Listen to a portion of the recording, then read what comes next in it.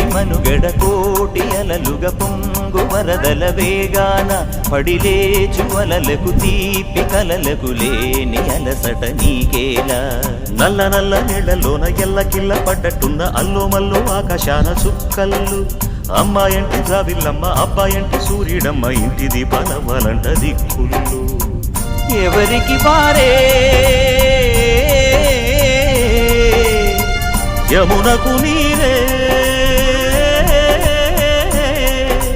రేవు నీరు నావదంట నావతోడు రేవుదంట పంచుకుంటే గోరువంక వాలగానే గోపురానికి స్వరాల గణగణ గంటలే మోగనేలా గోపబాలుడొచ్చినాక గోకులానికి పెదాల కిలకిల పువ్వులే పుట్టలే